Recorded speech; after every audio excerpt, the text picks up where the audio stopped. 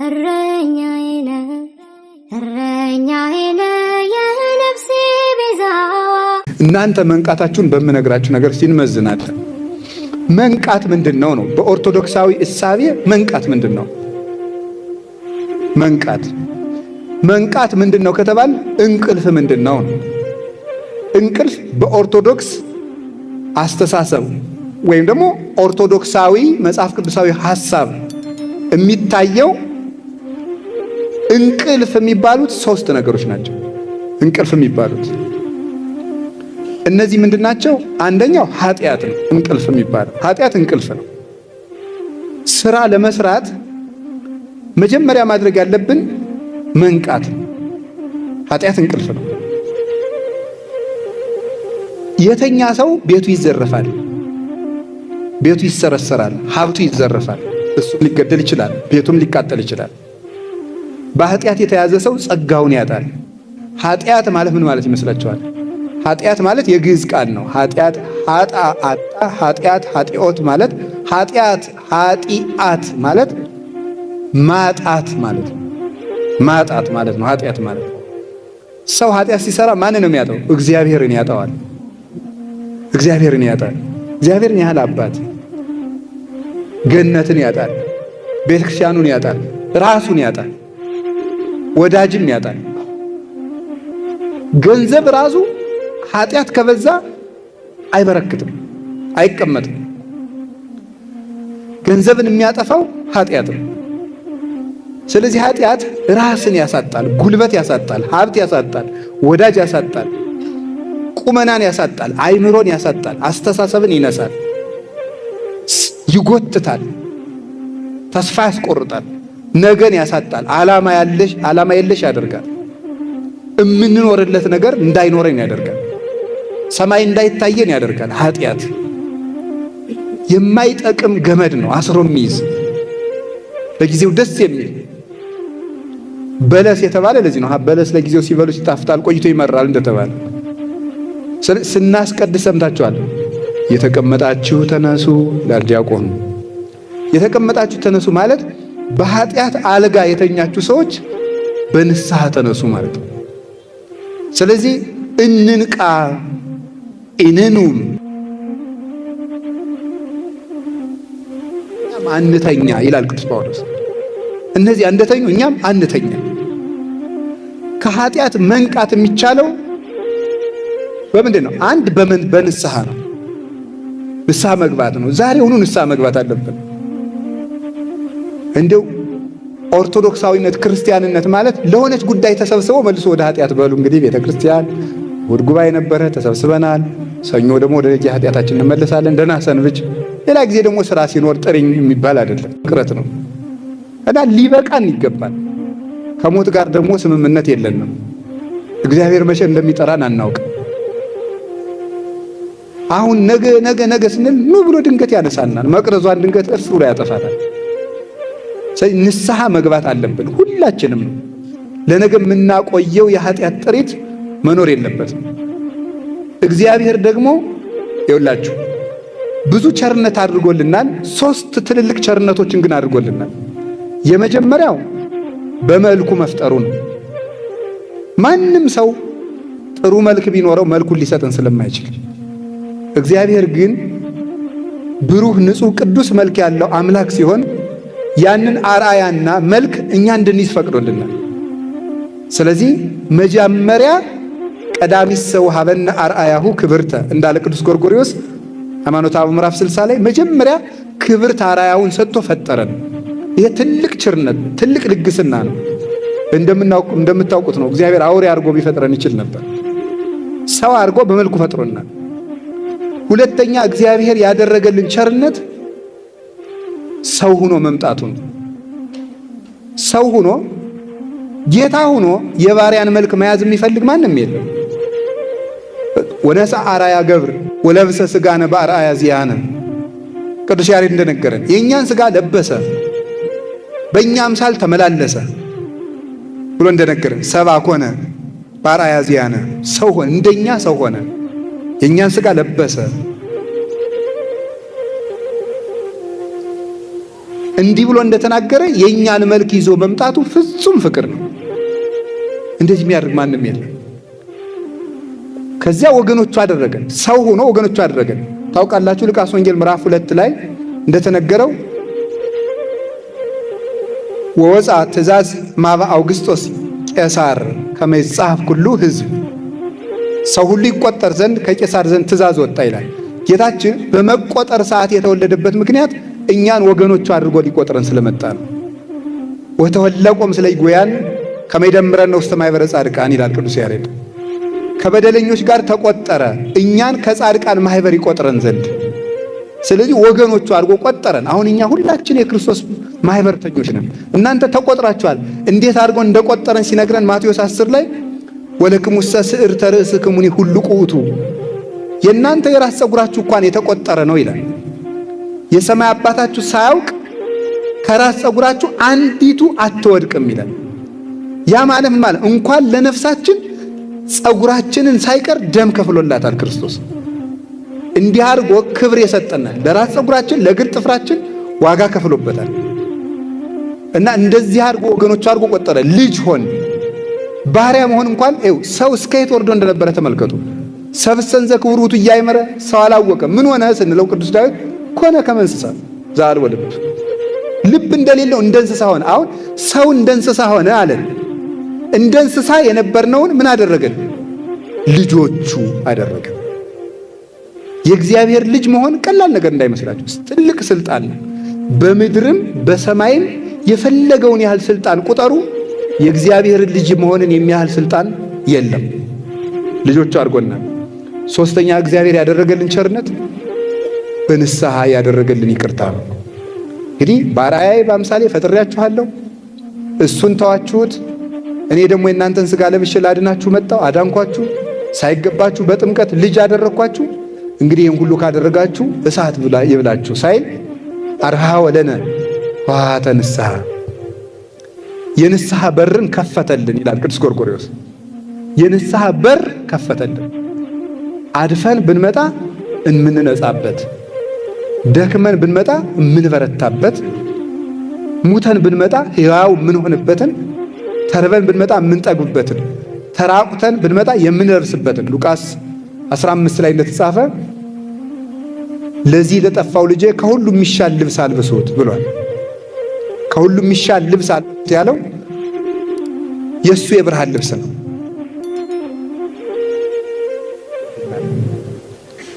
አሁን ይሄንን ንስሐ ሰጥቶ በንስሐ እንግዲህ ሰው የሚረባ የሚጠቅም እንዲሆን በድሎ ሳለ ያልበደሉትን መሆን እንዲችል ይሄንን ጸጋ ሰጥቶናል። ይሄንን መቼ ይዘጋዋል? ሲመጣ ይዘጋዋል። ሰዎቹ መብራት ሊገዙ ይዘው ተመልሰው ሲመጡ፣ ዘይት ሊገዙ ሂደው ሲመለሱ በሩ ተዘግቷል። ተከፍቶ አሁን ጌታ ሲጠመቅ ቅዱስ ማቴዎስ ምዕራፍ 3 ላይ እንደጻፈው የሰማይ ደጅ ተከፈተ ያለው ያቺ የቸርነት በር ናት። እሷን እንግዲህ እንንገባባት ከፍቷታል። የሚዘጋበት ጊዜ አለ እና አሁን ወገኖቼ አሁን እዚህ ስለመጣችሁ ለቤተ ክርስቲያን ውለታ እንደዋላችሁ አትቁጠሩት። ይልቁንስ ወደ ንስሐ እዚህ አዳራሽ እንደገባችሁ ወደ ንስሐ በር ግቡ። አንዱ ንቃት ማለት ይሄ ነው። በዚህ የነቃ ሰው ነው ስራ የሚሰራ። ኃጢአት ያደነዘዘው ሰው ምንም አይሰማው፣ ተመስጦው ሌላ ነው። አያደንቅ፣ አይሰቀቅ፣ አይጠነቀቅ። በቃ ተጎልቶ ዝም ብሎ እድሜውን መፍጀት መደንዘዝ ለቤተ ክርስቲያን አሁን ሰይጣን ከሚጎዳት በላይ እየጎዳን ያለ የልጆቿ መደንዘዝ ከውስጥ የመነጨ ንስሐ ነው። ሰውን የሚያነቃው ንስሐ እንጂ ግርግርታ አይደለም፣ ፉከራ አይደለም። ከልቤ ነው የምነግራችሁ። እንናዳለን ነው የምላችሁ። ይሄ ዝም ብሎ የጥምቀት ጸበሉ የኛ ያንተ ሆኖ የሚቀጥል ይመስላል። እንደዚያ ስለ ታቦቱ የኛ አንተ የማን ሆነ ነው እንዲሁ የኛ የምትል እንዲሁ ነውር አይደለም? ደግሞ እንደዚህ ስላችሁ ተሰቀቁ ማለቱን በሉ፣ ችግር የለም እያልኳችሁ ያል መጀመሪያ እናንተ የክርስቶስ ነው፣ የእግዚአብሔር እንሆን። እውነቴን የእግዚአብሔር እንሆን። አውሮፓውያን አሁን አያስፈልጋቸውም። በቴሌቪዥን አንተን ይከፍተዋል፣ ይዘጓል፣ ያረጉ ማለት ነው። በፌስቡክ ዝውር አድርገው ህይወታችሁን ይገዛሉ፣ በደንብ አድርገው ይቆጣጠሯቸዋል ማለት ነው። ወታደር ሳይመደብብህ ጥይት ሳይተኮስብህ እጅ ሰጥተሃል። የለም በቃ ኢትዮጵያዊነት ጨርሶ የለም። ደግሞ እንደዚያ ስንል ኧረ እኔ ራሴን የማውቅ ሰው ይላል። ደግሞ ሲጠየቅ ሰው እኔ ራሴን አውቃለሁ ይላል። እንግዲህ ይሁንላችሁ መቼስ ሰው ለክብሩ ነው የሚኖረው እና ብንስተካከል ጥሩ ነው። በታምር እግዚአብሔር እንዲሁ ዝም ብሎ ኮሽ ባለ ቁጥር እንዲህ ያለ አባት አሉ፣ እንደዚህ ያለ ገዳም ክርስትና እጃችን ውስጥ ያለ ነገር ነው። የሆነ ሰው ለውጥ እንዲያመጣልን እንፈልጋለን። ራሳችን ተጎልተን ኃጢአታችን እየሰራን በለመድነው ኃጢአት እየተንከባለን የሆኑ ሰዎች ብቻ ተደራጅተው ለውጥ እንዲያመጡልን እንፈልጋለን። ምንም ይመጣ የለም። የሚመጣው ራሳችን ስንሰራ ነው። እና ንቁ። እውነቴን ነው። ተስፋ አለን። እንደው ከዛሬ እስከ ሰሞኑን ንስሐ ያልገባችሁ ካዋላችሁ ጥሩ እድል ነው። ብፁዕ አባታችን እንኳን ይህን ጉባኤ ያዘጋጁት ለሳንቲም ብቻ ሳይሆን ለነፍሳችሁ እንድታስቡ። የምትቀድሙት እናንተ ናችሁ። እግዚአብሔር በንስሐ ያንቃን። የሚቀበል አባት አለን። አይዟችሁ፣ የሚቀበል አባት አለን። እኔ በጣም አንድ ቅዳሴ ስሙ በደንብ ጥሩ ነገር ቀርቦልና ቅዳሴ ስናስቀድስ መጀመሪያ የምትመጣ አለች። ምን እለዋለሁ? እሑድ ሲባል ቅዳሴ እንገምነ ኩሉ ዘገብራ ለጽድቅ ጻድቅ ውእቱ ወዘያከብር ሰንበተ ሃሌ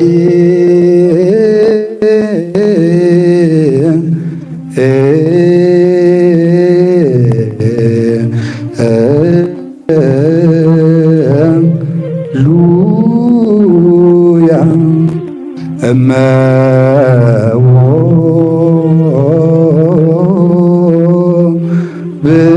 ብእሲም እምእመናን ዘቦአ ቤተ ክርስቲያን በጊዜ ቅዳሴ ወይሰማ መጻሕፍተ ቅዱሳት ወይትአገሰ እስከ ይፈጽሙ ጸሎተ ወቅዳሴ ወይተመጠወም ቁርባን ይሰደን። ቤተ ክርስቲያን ስንል ምንድን አለ? እመቦቡሲ እይበል ፈላሲ ዘገባ ሀበ እግዚአብሔር ይፈልጠኒኑ እምህዝቡ። ወደ እግዚአብሔር እይበል ፈላሲ ዘገባ ሀበ እግዚአብሔር ይፈልጠኒኑ እምህዝቡ። እይበል ፈላሲ ዘገባ ሀበ እግዚአብሔር ይባል። እይበል ፈላሲ ዘገባ ሀበ እግዚአብሔር ይፈልጠኒኑ እምህዝቡ። ከኃጢአት ተሰዶ ወደ እግዚአብሔር የመጣ ሰው ቢኖር እግዚአብሔር እንዲያው ይለየኛል አይበል ይላል። ከኃጢአት ተሰዶ የኃጢአት ስደተኛ የኃጢአት እንግዳ ሆኖ ኃጢአት አሰድዶት መከራውን አይቶ ተጨንቆ ወደ ቤተ ክርስቲያን የመጣ ሰው ቢኖር እኔ እኮ ርኩስ ነኝ፣ እኔ ቆሻሻ ነኝ፣ እግዚአብሔር ከወገኖቹ ይለየኝ ይሆን አይበል ይላል። ኢሳይያስ ነው የተናገረው። ባስልዮስ ቅዳሴ ላይ ያስገብቶታል። መጀመሪያ ቤተ ክርስቲያን ተስፋ ሰጥታ እንድናስቀድስ ነው። እና ሰይጣን የሚለን አትረቡም እናንተ ምንም ተመልሳ ንስሐ ትልቅ ፈያታዊ ዘየማን በነስሐ ነው። ዛሬ በቅዳሴ ዓመት ሁሉ ተዘከረነ እግዚኦ በከመ ተዘከርኮ ለፈያታዊ ዘየማን እንድንል ያደረገን በንስሐ ተመልሶ ነው። ቅዳሴ ላይ የክርስቶስ ሥጋና ደም በሚፈተትበት ጊዜ ስሙ እንዲነሳ ያደረገው ንስሐ ነው። ንስሐ ሰውን ትልቅ ያደርጋል እና በንስሐ እንንቃ። ሁለተኛው እንቅልፍ የሚባለው ምንድን ነው ስትሉ ስንፍና ነው። ስንፍና በጣም ከፍተኛ እንቅልፍ ነው። የሰነፍ ሰዎችን ምልክት ልንገራችሁ። የሰነፍ ሰው ምልክቱ ኑሮ ተወዷል። ይሄ ምንድን ነው ምክንያት? ሰነፍ በላኩት ጊዜ ያመካኛል ይላል ሰሎሞን። እስቲ ጊዜው አለፍ ይበል፣ ትንሽ እንረጋጋ። ምን አስቸኮላችሁ? እዚህ ጦርነቱን በረድ ይበል ይላል ሰው። በረድ ይበል እግዚአብሔር ያብርድ እና ተኝተን ሊበርድ ነው። እየሰራን ይብረድ እንጂ ተኝተን የምናበርደው መከራ የለም። ሰርተን ነው መከራን የምናረገው። ስለዚህ አሁን ምንድነው ሰነፍ ምክንያቱ ብዙ ነው። ሰነፍ ጥቅሱ ብዙ ነው። ያመካኛል። ልጅ ስለሆንኩ ነው ይላል። እኔ ገና ወጣት። እኔ አንዳንዱ ሰው ላለመሸማቀቅ እያልኩ ነው እንጂ ለምክር ሲመጣ ያው ሰው ነኝ አባ ያውቃሉ ሲለኝ ዝም በል ልለው እንደው ግን እንዳይሰቀቅ ዝም እላለሁ ማለት ያው ሰው ነኝ መቼም ይላል ሰው እንዲህ ሰው ማለት ውዳቂ ነው ያላችሁ ባል ነው። ሰው ነኝ አትበሉ፣ ያው ሰው ነኝ መቼም አትበሉ። በቃ ሰውነት ጥሩነት ነው እና ልጅ ነኝ ያው ወጣት ነኝ ይላል። ወጣት ጅል ነው ያላችሁ ማለት ነው እንዴ? ድንግል ማርያም እኮ ወጣት ናት። ስንት ዓመቷ ነው የነበር ጌታ ስትወልድ? 15 ዓመቱ። ቂርቆስ ስንት ዓመቱ ነው? ቅዱስ ጊዮርጊስ ስንት ዓመቱ ነው? አጠቃላይ ሩጫውን ሲጨርስ 27። አጠቃላይ መክብበ ሰማዕታት ሲሆን 27 ዓመቱ ነው። ልጅ ነኝ ይኸው ማመካኘት ነው። ደግሞ መልሳችሁ ትሆን የከተማ ሰው ነኝ ያው ከተማ ነው ታውቁታላችሁ፣ ብዙ ነው በቃ ያው ቴክኖሎጂውም አለ እና አትመርጡ እና የከተማ ሰው ነኝ ብቻዬን ነው የምኖረው፣ በቃ ማንም ከጎኔ የለም፣ እግዚአብሔር አለ። ለሌሎቹ አባቶቻችን ማን ነበራቸው? ማንም። ብቻዬን ነው የምኖረው፣ ያመኛል። አዎ እንዲያው ምንም ምክንያት ሰነፍ ሰው ምክንያት አታውቅም። ጎረቤቶቼ ክፉ ናቸው። አንድ ሊቀ ጳጳስ ልጄ እንዲያው ተማር ቢሉት አባ ምበላው የለኝም ማለት ነው። ስትደነቆር ምን እየበላህ ደነቆርካል? እየደነቆርክ የምትበላውን ነገር በቃ እሱን እየበላህ ተማር። ሳትማርስ እየበላህ አይደል? ሳትማር ከበላህ እየበላህ ተማር፣ እሱን የምትበላውን እየበላህ። ስለዚህ ምንድነው አሁን እየተጃጃልን ምክንያቶቻችን ማስወገድ አለብን። ልጅ ነኝ፣ አሞኛል፣ አልተማርኩም፣ ድሃ ነኝ፣ እንደዚህ ነኝ ይዛችሁ ወደ ቤተክርስቲያን። እንደ አንዳንዱ ሰው ደግሞ ምቾቱን መልቀቅ አይፈልግም። የሰነፍ ሰው አንዱ ማመካኘው ምቾቱ ከምቾቱ መላቀቅ አይፈልግም። በቃ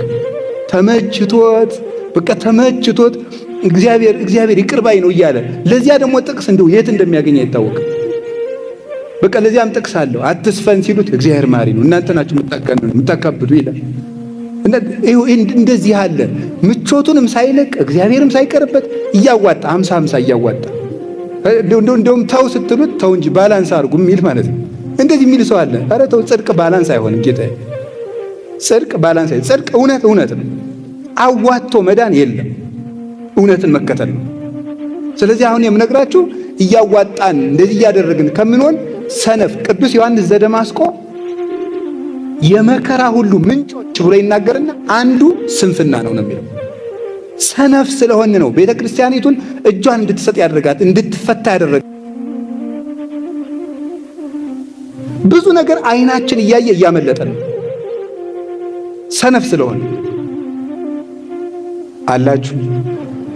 አላችሁ የሰነፍ ሰው ጥቅሱ ጊዜ እነገዴ ናቸው ነው እንጂ። አሁን ለምሳሌ ምንድነው የሚለው ሰነፉ ምንድን ነው? ከዚህ ሁሉ ጥሩ አባት ቢኖረን እንዲሁ አተን ነው እንጂ ጥሩ ጳጳስ ቢኖረን። አሁን ብዙ አባታችን ስላሉ አይደለም። እኔ ቢኖሩም ባይኖሩም ለአባትነታቸው ክብር አለኝ፣ መናገር ያለብኝ እናገራለሁ እያልኳቸው ያለው ብፁዕ አባት ቢኖረን፣ ጥሩ ቅዱስ አባት ቢኖረን፣ እንደዚህ ያለ አባት ቢኖረን። እሻው ሌባ እንድትሆን ያደረጉ ብፁዕ አባታችን ናቸው። ተኝተህ እንድታድር ያደረጉ አሁን ፓትርያርክ ናቸው። ይሄን እኮ ነው የምነግራቸው። ጸሎት እንድናቋርጥ ያደረጉን አባቶች ናቸው። እስኪ ተመልከቱ። እኛ ዝም ብለን ብንለወጥ አስተዳደር መች ጎዳናል? እኛ መለወጥ እኮ ነው ያቋል። እንዳትቆርብ እስኪ የትኛው ጳጳስ ነው የከለከለ? እንዳትቆርቡ፣ ንስሐ እንዳትገቡ፣ እንዳትጸልዩ። እናንተ የአስተዳደር ጥብቅና ከመቆማችሁ በፊት ስለ ነፍሳችሁ የማታስቡለት እና ሰነፍ ሁልጊዜ ይሄ የሚጠቅሰው ሰው አለው። እንደዚህ ነው እንጂ ሲኖዶሱ ነው እንጂ ቤተ ክህነቱ ነው እንጂ እንደዚህ ያለ ይሄ ሰነፍ ነው። ቤተ ክርስቲያናችን ውስጥ ችግር የለም አላልኳችሁ? በጣም በርካታ ችግር አለ መታረም ያለበት አስተዳደር ውስጥ እያልኩ ያለው ግን እኔ አሁን የምናገር ራሳችን ላይ ነው። አሁን የሚገርመኝ ስለ አንድ ሌባ መነኩሴ ታሪክ ብጠቅስ ብሰብካችሁ አሁን ታሪክ ሁላችሁ ሌባ ጳጳስ ነበር ብዬ በእንደው ወይ አውሳቢዎስ ዘኒቆምዲያን ወይም የአንዱን ብጠቅስ ወይም የሌላውን ብጠቅስ ደግሞ ብድግ ታልካችሁ ብፁዕ አቡነ ገሌን ነው ልክልካቸው ናቸው ይላል። የሆነ ነገር ስንናገር እንትኑን ነው የእንትኑን ኃላፊ ነው ይላል። ለራሳችሁ የምትወስዱት መቼ ነው? እንዲሁ ግርም እኮ ነው የሚያደርገው። ለራሳችሁ አትወስዱ። ስብከት ሲሰበክ እነገሌን ነው። ሊቀ መዘምራን ኪነ ጥበብ በጣም ድንቅ መዝሙር ዘምረውልናልና በሌላው የምትፈርድ ማነህ አንተ እያሉ ሰለስቱ ጣቶችህ አንተን ያሳያሉ። በሌላው የምትፈርድ አንተ ማነህ እያሉ ሶስቱ ጣቶችህ ማንን ያሳያሉ? ይኸው ስንት ጣት ነው ወደ እኔ የተመለሰው? ይኸው ሶስት። በሌላው አንድ ጣት ስታመለክት ወደ አንተ ሶስት ጣት ይዞራል። መጀመሪያ ወደ ራስህ ይህ ነው። በጣም የሚያስደንቅ መዝሙር ነው በእውነቱ ማለት ነው። ስለዚህ አሁን ዳሎት አምሽታችሁ አትተኙ። ምቾት ካልጠላችሁ ለቤተ ክርስቲያንም ለራሳችሁም አትሆኑ። ምቾት ካልቀነሳችሁ፣ ለምሳሌ ማታ ላይ ፍጥጥ ብሎ በቃ ቲክቶክ እና ፌስቡክ ላይ እንዲህ ብሎ ማምሸት ምቾት ፍለጋል። ክርስቶስ ነው እንጂ ፍቾት የሚሰጠን እሱ ደግሞ ጠዋት ሌላ ምቾት ያስፈልገዋል። የማይጠገብ ደስታ ነው የዓለሙ ደስታ። እያሳዘናችሁ እየጎዳችሁ ያደነዝዛችሁ መጨረሻ ላይ ማደንዘዝ ነው። እና ማታ እንቅልፋ በጊዜ ተኙ፣ ሌሊት በጊዜ ተነሱ፣ ቅዱሳት መጻሕፍትን አንብቡ፣ ተማሩ። እንደዚያ ሲሆን ቤተክርስቲያንን ከፍ ባለልን የምትሰጡት እንዳታጡ ስሩ። ሁላችሁ ከቃሉ ጋር ናችሁ። እግዚአብሔር ከሁላችን ጋር ይሁን። የመጨረሻው የሚያነቅ መንቃት የሚገባን እንግዲህ አሁን ሰነፍ አትሆኑም ሁላችሁም። አሁን ለምሳሌ ስታነቡ መጽሐፍ ማንበብ ስታነቡ ተኝቶ የሚያነብሰዋል። እንደዚህ ይብሎ መተኛት አቅዳችሁ ነው ማለት ነው። በቃ እንደው ልፍስፍስ ያለ የሆነ ሰው አለ። በቃ እንደው ገና በ20 ምናምን ዓመታችሁ እግሬን ያዙኝ ወገቤን ደግፉልኝ የሚል ሰው በዚህ የሶፋው መደገፊያ እዚህ ላይ ወገብ ላይ ተደርጎ ምናምን እንደዚህ ያለ ያቀማመጥ ስርዓታችሁን የመኝታ ስርዓታችሁን ካላስተካከላችሁ ተኝታችሁ እያነበባችሁ በየት ነው ለውጥ የሚመጣው? ስለዚህ አንዱ ስንፍናችን ማስወገድ ነው። ሶስተኛው እና የመጨረሻዬ ነው ካለማወቅ ነው መንቃት ያለብን። ከቃሉ ጋር ናችሁን? ቅዱስ ዮሐንስ አፈወርቅ ድርሳን 34 ላይ እስመ ተሐጥኦ ሊቅ ግብር እኩይ ውእቱ ወጥንት ለኩሉ ሀከክ ይላል። የመምህር መታጣት እጅግ ጎጂ ተግባር ነው ይላል። የመምህር መታጣት፣ የእውቀት ማጣት የሁከት ሁሉ ምንጭ ነው ይላል። የምን ሁሉ ምንጭ ነው? የሁከት ሁሉ ምንጭ አለማወቅ። የማያውቅ ሰው የሚያደርገውን አያውቅ። እስኪ ጌታ ሲሰቅሉት ምንድን ያደርገው? የሚያደርጉትን አያውቁምና በሉት እስኪ የመጀመሪያውን ጀምራችሁ በሉት።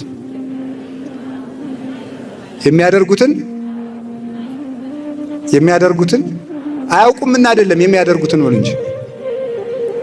ይኸው አለማወቅ ማንን እንኳን ያስደፍራል። እግዚአብሔርን እንኳን እንድንደፍር ያደርጋል አለማወቅ። ሶበሰ አይመርዎ እሚሰቀልዎ ለእግዚአብሔር ስብሐት፣ ቢያውቁትስ ኑሮ የክብርን ባለቤት ባልሰቀሉት ነበር አለ ቅዱስ ጳውሎስ። ስለዚህ ሰው ካላወቀ እንኳን ሰውን እግዚአብሔርን ይደፍራል። ደፋር የሚያደርግ አለማወቅ ነው። ስለ እግዚአብሔር ቤተሰቦች አሁን ልክ የደቡብ ኦሞ ሀገረ ስብከት ሰብስቦናል። አንድ በንስሐ እንድትነቁ ለሀገረ ስብከቱ መስራት ከፈልጋችሁ፣ ለቤተ ክርስቲያን እንድትሆኑ ከፈልጋችሁ አንድ ይሄን ምክንያት አድርጋችሁ ከዛሬ ጀምራችሁ የደቡብ ኦሞ ሀገረ ስብከት ጠርቶኛል፣ በንስሐ መንቃት አለብኝ፣ ቤተ ክርስቲያንን መጥቀም አለብኝ፣ ሰነፍ መሆን የለብኝም፣ ሰርቼ ለዚህ ሀገረ ስብከት እሰጣለሁ በሉ እስኪ። ሶስተኛ ደግሞ ምን ሆን አለባችሁ በሉ እንጂ ጠፋኝ። ሶስተኛው መንቃት። ሶስተኛው እንቅልፍ ድንቁርና ነው። መንቃት ያለብን ደግሞ በእውቀት ነው። ምን ማወቅ አለባችሁ? ሃይማኖት ማወቅ አለባችሁ። እግዚአብሔር ማን ነው ማወቅ አለባችሁ። ክርስቶስ ማን ነው ማወቅ አለባችሁ። እስኪ ይህን ጥያቄ እንግዲህ ሰጥቻችኋለሁ። እስከ ዛሬ 3 ወር እስኪ አውቃችሁ እንድትማሩ ቢያንስ እግዚአብሔር ማን ነው? እስኪ እግዚአብሔር ማን ነው በሉ። በቃ ጠየሰጠዋችሁ እንግዲህ እንድታውቁ። ሁለተኛ ክርስቶስ ማን ነው? እንዴ ክርስቶስና እግዚአብሔር የሶስቱ ስም ነው። አንሰ ሶበቤ እግዚአብሔር ትምህርቱን ተናገርኩት። አንሰ ሶበቤ እግዚአብሔር በእብል በእንተ አብ ወልድ መንፈስ ቅዱስ። እኔ እግዚአብሔር ባልኩ ጊዜ ስለ አብ ስለ ወልድ ስለ መንፈስ ቅዱስ ነው መማር አለባቸው። ክርስቶስ ማን ነው? አሁን በክርስትና ስም ብቻ ወደ 39,000 ዲኖሚኔሽንስ አሉ። ክርስቶስ በሚል ስም ብቻ ነው በዓለም ላይ ታዲያ የማን ክርስቶስ ነው ትክክል? የኛ ክርስቶስ ነው ትክክል። ለምን? እንዴት ሆነ? ተማሩ። ቁርባን ምንድነው? ስርዓት ምንድነው? ጋብቻ ምንድነው? ማወቅ አለባችሁ። እየሆነብን በእንግሊዘኛ ጠቅሼ ከመዋረድ ብዬ ነው። እንግሊዞች አንድ የሚሉት ጥቅስ አላቸው። የማታውቀውን ነገር የኔ ማለት አትችልም ይላሉ። እስኪ በሉ እስኪ በሉ ንገሩኝ እንጂ ተናገሩ። የማታውቀውን ነገር ድገሙት። የማታውቀውን ነገር የኔ ማለት አትችልም። ካላወቀው የኔ ነው ብለህ መከራከር አትችልም። በቃ አሁን ነገ በቃ ይሄ ለምሳሌ ደቡብ ኦሞ ውስጥ ስንት ገዳም አለ ሰምታችኋል። እዚያ ውስጥ ያሉትን ነገሮች ይሄንችን ቤተክርስቲያን የምንረከብ እኛ ነን። እንግዲህ ለልጆቻችን ቆጥረ ምን እየተደረገ ነው? ስንት ገዳም እየተገደመ ነው? ስንት አብነት ትምህርት ቤት አለ? ስንት ምዕመናን ተጠመቁ? ስንት አለ? ካላወቃችሁት ነገ እነዚያ ሌላ አውሬ ቢወስዳቸው የኛ ነው ማለት አንችልም። መረጃ ይኑራችሁ ስለ ቤተክርስቲያን ምን እየተደረገ ነው እስቲ ወቁ። በምስራቅ ምን አለ? በምዕራብ ምን አለ? በሰሜን ምን አለ? በደቡብ ምን አለ? ንቃት የሚለው ትጋት የሚል ትርጉም አለው። ትጋት የሚለውን ከብፁዕ አባታችን ፊት ስለጠቀስኩ ያርሙኛል። ዋችፉልነስ ማለት ነው። ዋችፉልነስ ማለት ሊቪንግ አቴንቲቭሊ ማለት ነው። ነቅቶ መኖር ማለት ነው። ነቅቶ መኖር ፍጹም በቃ ነው። ይሄ መንቃት ልንገራችሁ። ይኸው ለምሳሌ ተመርቃችሁ እንደወጣችሁ ማስታወቂያ ሲወጣ የነበራችሁትን እሱ ነው ንቃት። ንቃት ማለት እሱ ነው። በቃ አቴንቲቭ ናቸው። የት ወጣ? አርባ ምንጭ ነው የምትሉት ማለት ነው። እንደሱ ነቅታችሁ የቤተ ክርስቲያንን አካሏን ጠብቁ። ነቅቶ መጠበቅ ነው። ወይም ደግሞ ነገ ሌባ ይመጣል፣ ሰሞኑን ሌባ አለ፣ ቤታችሁን ነቅታችሁ ጠብቁ ሲባል ነቅተ ቁጭ እንደምትለው ነው።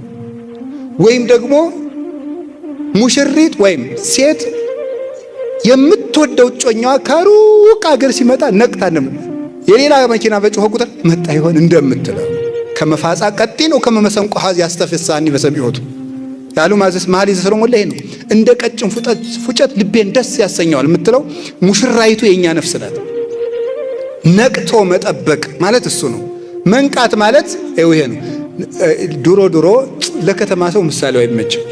እኛ ድሮ ገጠር ስናድግ ነገ የጥምቀት ልብስ ይመጣልሃል ስንባል እንዴት ብሎ ዶሮ ይጮህ፣ እንዴት ብሎ ይንጋልን፣ ነገ ሊሰጠን ነው። በቃ ኮሽ ባለ ቁጥር እንደዚያ እንዳልን ነው የምናድረው። ልክ እንደ መልካም ስጦታ ወይም ደግሞ ሌባ እንደሚመጣበት ሰው ሶበሰ አይመረ ባለቤት ጊዜ ይመጽ ሰራቂ እምተጋ ወሐለወ ባለቤት ሌባ የሚመጣበትን ጊዜ ቢያውቅ ኑሮ ተግቶ በጠበቀ ነበር ይላል። መትጋት ማለት መንቃት ማለት ነው። ልንገራችሁ፣ እየሰማችሁ ነው። እንዲው ሁለት ነገር ልጨምራችሁ እና ልጨርስ እዚሁ ጋር። ስለ መንቃት አንድ ነገር ልንገራችሁ። ብዙ ጊዜ ለመለወጥ እናቅዳለን፣ ለምን አይሳካልን ነው። አሁን በለመድነው ኃጢአት ሁሉ መላሰን እንወድቅበታለን። ለምንድን ነው ካላችሁ ንቃት ስለሌለን ነው። ንቃት ማለት ሰይጣን ቀድሞ በጣለን ነገር ሊጥለን ሲል ምክንያቶቹን ነቅተን መከታተል ማለት ነው። እሱን ማለት ነው። ምን ማለት እንደሆነ እንገራችሁ። ከቃሉ ጋር ናችሁ። ለምሳሌ አንዲት ሴት በዝሙት ደጋግማ የወደቀች ብትሆን እንዴት መንቃት እንዳለባት እንገራችሁ። አንድ የሥራ ባልደረባዋ እንዲህ ይላታል፣ ዛሬ በጋራ የምናዘጋጀው ሪፖርት አለ ይላታል። ስንት ሰዓት እንገናኝ? ከምሽቱ 1 ሰዓት ነው የሚመችኝ፣ ቀን ብዙ ስራ አለኝ አላት። እዚህ ላይ ነው መንቃት የሚያስፈልገው። 1 ሰዓት ካለ ሪፖርቱ 4 ሰዓት ቢፈጅ እስከ ስንት ሰዓት ሊቆይ ነው ከቤት? 4 ሰዓት ላይ እራት ቀምሰ ሄድ ቢባል እስኪ በሉ ስንት ይፈጃል?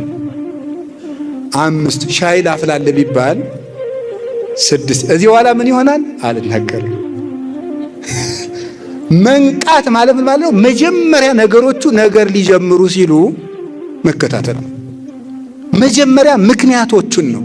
ተአቀብ እምንውሳት ከመይትደቅ በአብያት በታላላቆቹ እንዳትወድቅ መጀመሪያ ከጥቃቅኑ ተጠንቀቅ ይላል መጽሐፈ መነኮሳት።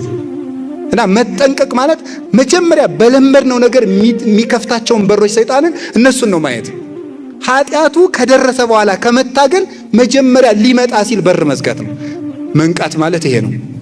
አላችሁን? ሌላው መትጋት ማለት ማዘውተር ማለት ነው።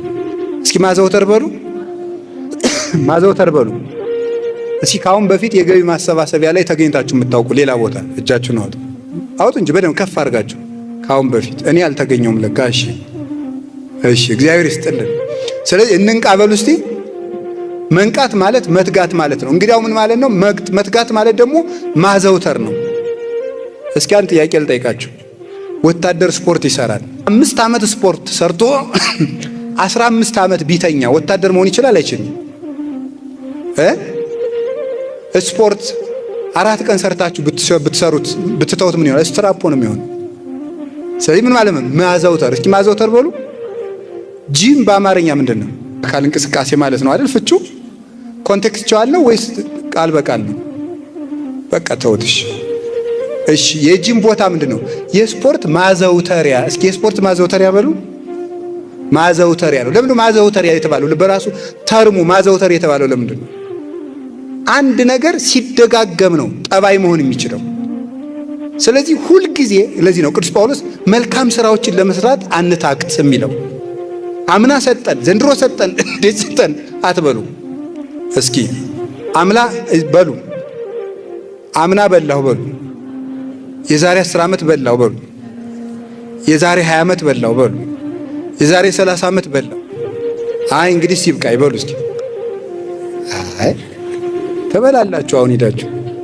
ስለዚህ እንደዚህ ነው ማዘውተር አይውል። ካላዘውተርከው እንዴ የዛሬ ሳምንት ምን የመሰለ ሙክት በልቼ አሁን ኧረ አትልም። ዛሬም ትበላለህ ሽሮም ሆነ ቆሎም ሆነ። ስለዚህ ሁልጊዜ በጎ ስራን አድርጉ። በጎ ስራ ስለተጀመረ ብቻ ሳይሆን ስለተዘወተረ ብቻ ሳይሆን ስለተፈጸመ ነው የሚያድነው። እና የእግዚአብሔር ቤተሰቦች መልካም ነገርን አክሊል እንዲያሰጣችሁ ከፈለጋችሁ አዘውትሩት። ጸሎት ለምሳሌ ሳምንት በወኔ የጸለያችሁ አትተውት። ጸሎቱ መብዛቱ ሳይሆን መዘውተሩ ነው። ባይገባችሁም አዘውትሩት። ቤተ ክርስቲያን መሄድን ጥሩ ሕሊና ባይኖራችሁም አዘውትሩት ዝም ብላችሁ